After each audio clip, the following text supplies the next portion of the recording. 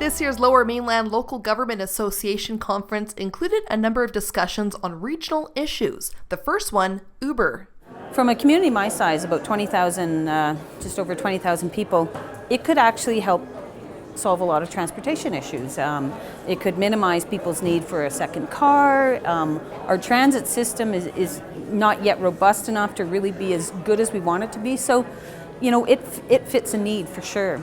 I think the challenge is, of course, making it a level playing field with existing taxi service and that type of thing. Uber is I think, a component of what is called the shared economy, and shared economy is an important component of our future. But I think in order for us to have the confidence that they can operate safely in our city, we need a number of regulatory controls. First of all, we need to make sure that the driver has their abstract looked at carefully, that they're not having some issues of their historical performance at issue when they're driving around some of our residents. Making sure that the vehicle itself is safe, that has proper inspection, ensuring that there's enough insurance, for instance, that if the driver were to get into an accident and cause some catastrophic event, you know, God forbid, killing somebody, that the passenger themselves doesn't get sued as a result of the driver not having any assets that could to pay and compensate for the actions of the driver themselves. These are important things that I think citizens should consider. Honestly, we don't have a strategy for it right now. Uber's not a big presence. Like I say, Airbnb is a presence. Uber's not a big presence for us yet. If it becomes one, again, we'll be watching communities that are impacted by it in the meantime and seeing what their strategies are, but it's not something we've had to deal with at our table yet. I've met together with taxi drivers in our community who are concerned about the entry of Uber into the market. I think things are changing in the transportation area. The biggest concerns for my municipality would be safety of passengers, making sure that they are with people who have had criminal record checks and that they are fully licensed and abiding by the laws of the province. We're fairly late in the game as far as the province of British Columbia is concerned as Uber and other ride-sharing services relate to other jurisdictions. And so there's a lot of opportunity to look at what has worked in other jurisdictions and what hasn't worked. And I think what I heard from both sides in the conversation today is a desire for an even playing field.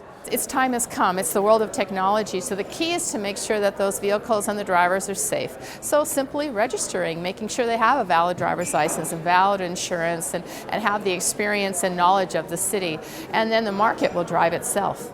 Other talks at the Whistler Conference included Agricultural Land Commission representatives discussing ways to preserve BC farmland. Squamish doesn't have a ton of ALR lands, but that doesn't mean to say we weren't a farming community. Particularly Brackendale was a very good farming community, big farming community.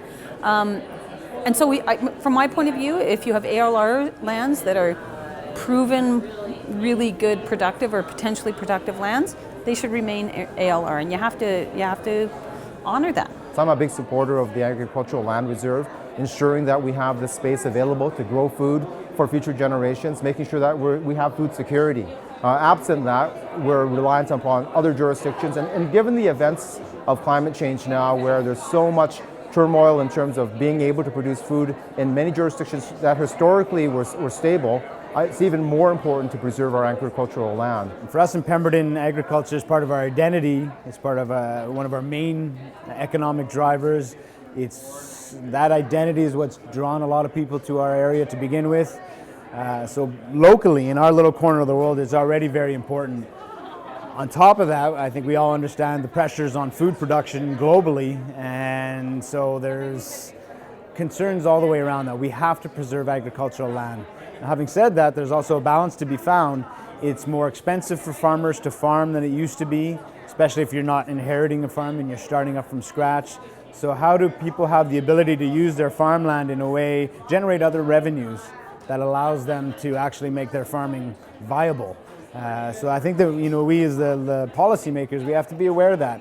It's not a cut and dry or a black and white thing. So the city of Chilliwack and the city of Abbotsford provide most of the food for the Fraser Valley. So it's really important that we keep our agricultural land intact. So in our city, we're building up and densifying and filling in landfill and protecting the agricultural land. What we really need to do, though, is have a conversation with the province about how other communities who have squandered their farmland and are depending on us to provide their food can support us by taxation, by some sort of revenue that may give farmers an incentive to keep their land rather than develop it. I think the agricultural land reserve was a important decision. It's one I think we need to continue to support. And food security and the importance of being able to grow food on agricultural land is vital. So it's an interesting conversation and one that I think we want to continue to have. But my goal and my hope would be that agricultural land continue to be protected. Preserving agricultural land is absolutely near and dear to my heart because half of Richmond is in the ALR, and it's a no-go item for Richmond. We do not want to see development of agricultural land because there's no point in building the condos if we can't feed ourselves. And the reality is there's plenty of room to densify in the city centre. We do not need to take any land out of the agricultural land reserve. The third discussion of the day focused on finding ways to implement affordable, non-market homes into BC cities. We need to create more rental, so we need to make sure that through our zoning applications, through our redevelopment, through our infill, we're actually getting more bang for our buck. We literally need to ensure that more rental housing is there. It would be great if we could actually restructure our taxation system so that the single family, quite wasteful use of space in a lot of cases is paying for itself, and not more dense things actually subsidizing single-family homes. So if we could create a taxation system that actually allowed that to happen, but that's something that the province and the feds need to, our current property taxation system is very limiting in terms of how we can encourage that. But I think if you jig that around, you could encourage more purpose-built rental, you could encourage more density in certain strategic areas, particularly along transportation routes. It will require a concerted effort by all orders of government, federal, provincial, local government, to make that happen. And we're pleased so far that the federal government has talked about a national housing strategy. What we've have experienced is some jurisdictions have tried differing models to provide a level of affordability, and we in the City of Vancouver have just initiated an initiative called Affordable Home Ownership, where we're asking the province to change our charter, and we'll explore a concept specific and unique to Vancouver and test it. We do think that the entire continuum of housing needs to be addressed, not just social housing, not just rental housing, but affordable home ownership is an important piece of that as well. It's something that we've been batting around casually, looking at the Whistler model, which doesn't really apply to a community like ours just because of the nature of the resort municipality here. But right now we're seeing a shortage of housing throughout the corridor, and as a result, it obviously drives prices up all the way around. So we want to make sure that there's entry-level housing for our young people. We want to make sure there's affordable housing for all, for everybody, and we want to make sure there's senior housing as some of the landowners downsize. So we're looking at models, but once again, to apply that to a small town isn't obvious.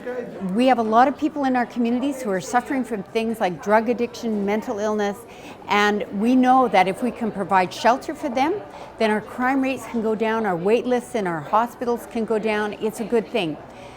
The point is that local government isn't responsible for housing. We're responsible for sewer, water, roads, parks, RCMP, fire department. So we need our partners, the federal government and the provincial government, to come to the forefront and give us subsidies to help us. We're squirreling money away to try to assist in those endeavors, but we really, really need their support as we move forward with those issues. I think supply is the most important concept here, and I think what you'll see going forward is that the Resort Municipality of Whistler and the WHA will be working to increase the supply of affordable housing in our community. And what I think is exciting about where we have been and where we're going is the Whistler Housing Authority is a successful organization over the long term. We've proved that we can provide affordable housing and then have it continue to be affordable going forward. I just went to a seminar on the affordable home ownership plan right here in Whistler where this is being hosted, and it's an absolute ingenious plan whereby they limit who can buy the homes. So you have to work in the area, or you have to have kids, you have to have a certain income level. That can work in Richmond, and I think what we need to do is to tie affordable home ownership to redevelopment on the arterial roads, which we just coincidentally are doing right now a review of. The afternoon conversations kicked off with a panel discussion on finding solutions to BC's long ambulance wait times. It's a bit of a downloaded problem onto municipalities. And our firefighters aren't trained to do a lot of the work, and now they're sort of often babysitting, waiting for ambulance to show up. The province needs to put the proper amount of funding and the resources, human resources and capital resources into the communities, and they've pulled back on that. So it's a provincial responsibility, and they need to step up. This is a major concern for the City of Vancouver when the response times for ambulances are slower. They're taking longer, and as a result, our fire department needs to stay on site longer. They can't transport, but if there were to be a large event, a large fire event, we'd be in distress as a result of having to make a choice of whether or not to leave an individual that needs ambulatory care for, in fact, saving a structure of some type and perhaps saving other lives. And so this is a major concern for the City of Vancouver. The province should properly resource, and we're concerned that this is essentially a download from the provincial government to local government, and that really should not be happening. We need more funding, we need more resources from the provincial government. We heard in the session about some of the bigger metro cities that have decided to raise the level of training of their firefighters so that they can help gap fill some of those services, but that's not an option for a lot of communities that rely on volunteer firemen or part-time fire departments. The extra cost in training, the extra cost in responding, and the stretch of the resources. If our limited fire department is out responding to a call and they have to sit with a patient until an ambulance gets there an hour and a half later, we don't have the resources to fight a fire. So I think really it comes down to funding from the province. I think that's a serious issue, and it's one, again, that the province looks after, which is our paramedics. In the city of Chilliwack, they're doing fairly well. Many would suggest that the fire department should come in and assist in that regard. I would be one that takes exception to that, because I really believe that we pay firefighters to fight fires, to educate people about fire, and to keep our community safe in that regard. It's a provincial responsibility to look after people through the paramedic system. So if our fire department ever did move to that model, then I would expect that the province would come with money to pay for that service. It really is their responsibility. And we have to lobby the provincial government to increase funding for first responders, and then also to work on maximizing the resource that currently exists. Smaller communities don't have the same money to be able to spend to provide that same service that you would be able to do through your local fire department. And so what we need the provincial government to do is invest in ambulance, but then also ensure that the resource is being used maximally. As one of the few councillors that's actually been through fire ops training last year at the UBCM, I can tell you that the firefighters are very frustrated because they can't run an IV, they can't do certain medications, and it only makes logical sense to have the first responders, i.e. the firefighters, be able to be trained and certified to do basic emergency first aid, and a little bit more than what they're doing right now, more like the model that's happening in Delta right now. I think it makes logical sense to allow the firefighters to have the ambulance training, so paramedic training. Other topics in the afternoon included finding ways to keep industries alive after projections showed 50% of jobs are expected to disappear in the next 20 years due to technology. I think what you have to do is focus on new job creation. And there's a whole slew of opportunities that are going to arise because of technology. We're working on a digital strategy so that we can stay at the leading edge of the competitive edge on this. We want our town to be wired. We want to be able to attract the businesses here that are going to employ people in these emerging new technologically driven economies. Clean energy, clean tech. I mean, this is every single industry is modernizing in this way. And it will open up other job opportunities. So they've been saying this for 50 years, right? That technology is taking over jobs. It creates a whole new opportunity for other jobs as well. I think that there's always going to be a transition from one type of work to another. And we're, I think, in the City of Vancouver well positioned because we've taken some initial steps to ensure that we support a green economy, that we have innovation occurring and entrepreneurialism in our city is supported. And that's why we've moved in that direction now for the past 7 years. And it's good to see the province now also embracing this, that some of our traditional and strong industries they're sunset industries. You know, some of our fossil fuels need to be moved away from, and that's where the City of Vancouver, we're pushing for 100% renewable energy. There's new technologies that will help make that happen, and I think there's many jobs associated with that opportunity related to new technologies. I think it's interesting. I think we go through these phases as a society where we look at technology and advances and the fear of losing jobs. We look at some of the jobs that exist now that did not exist 20 years ago. I think we're having a hard time projecting ahead 20 years what different types of job markets are going to be out there. So I think there's always a natural sort of growth or evolution that will bring other jobs with it. You know, you go to other sessions where you hear the fear, the anxiety around labor shortages. It's coming to BC, we're going to have labor shortages and trades.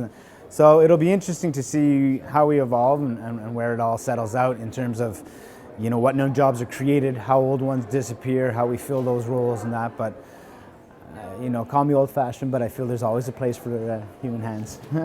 Well, I recently heard that when kids are entering grade 1, half of those kids will be preparing for jobs that don't exist today. So the education system, our cities need to work well with our school districts in making sure that the kind of courses that kids will need are going to be offered by the school district, and that we teach kids how to be forward-thinking, adaptable, quick on their feet, and they already are adaptable to change. Anybody who's watching this knows that little kids can show you what to do on your iPad or how to open a lock computer or anything to do with technology. So we're heading in the right direction, and I think our communities can assist by keeping open minds and listening to what people have to say to us. I think we have to start talking about it. Local governments tend to be dealing with issues as they come across their desks. And as we look at a future where technology starts to move faster and faster and faster, and legislation carries on at the same pace, I think we will do well if we start to have those conversations and we start to prepare accordingly. I'm excited that the Lower Mainland LGA is having this conversation, and I'd encourage other jurisdictions and municipal governments to start having the same conversation. How is technology going to affect us, and how can we respond and represent the needs of our communities? We need to adapt. The only way to be successful in business and in life is to go with the flow. If nobody's buying widgets, then you sell gadgets, and vice versa. It's important that we adapt with technology. And I think technology allows us to do more in less time and anywhere. You could be at Whistler skiing and filling out a report. So I don't know that I 100% believe those statistics. I think what they are, though, is a good talking point, and what can we do to adapt our business practices so that we can stay in business. The sixth and final topic of the day focused on how to regulate dispensaries, with marijuana legalization around the corner. We've given 2 readings to ticketing bylaw, a business license bylaw, as well as a rezoning bylaw. And we're doing this for a number of reasons. Vancouver is doing this, and what's happening is it's displacing a whole bunch of dispensaries. So they're going to go somewhere. We're already seeing that influx here. If we don't get ahead of the problem, it's going to cost us way more in terms of management, and you know, and you're going to get them where you really don't want them, and then you're going to have you're just going to create a way worse problem. So we've created a zone. You can sell it. You can do it in retail. You have to be 300 meters away from a school. You have to be 300 meters away from another dispensary. You can't own more than one in a family. So your brother can't have one, and your sister can't have one, your mother can't have one. One license. We've put no ATMs, so sort of that you get rid of that sort of instinct purchase. Well, I don't know if you get rid of it, but you minimize it. We've increased our business license fee to $5,000 because we know this is going to cost our staff more time, more scrutiny, and that type of thing. And we've increased our ticketing bylaws so we can actually have more of a hammer in terms of having a penalty for not adhering to our bylaws. We're in a bit of a middle period right now. We're hoping that the federal government gives us the clarity that we need soon on the legalization, but it's clear already that the Supreme Court of Canada has said access to medical marijuana cannot be unreasonably denied. And given that, we're trying to regulate through land use where these dispensaries might be located. There was an explosion essentially of them across our city, and we're now trying to roll these back, making sure that our children are taken care of, that the proximity to schools and community centers and such are defined so that they cannot be located in those areas, similar to what we do with liquor or with some of the pharmacies that we have in our city as well. There's no problem as of now, and it's been interesting to talk to some of my colleagues who are looking at different zoning to control where dispensaries go, let's put it that way. Some of the controls that are being put forward in some of these bylaws, if they were applied in Pemberton, you wouldn't be able to have a dispensary at all. In other words, distance from schools, retail areas, it's kind of restrictive in a smaller town. So it hasn't become a problem yet. I think we have a long road to go through. There's so many questions that are coming up with regards to legalization, how to sell it, how to measure it, how to train for it, where, all those things, and we're not ready. We need to deal with this as a group of municipalities. I hope there's going to be more conversation at UBCM around it, and I hope the province provides some guidance as well, and the feds. The federal government has said that they intend to legalize marijuana in a year.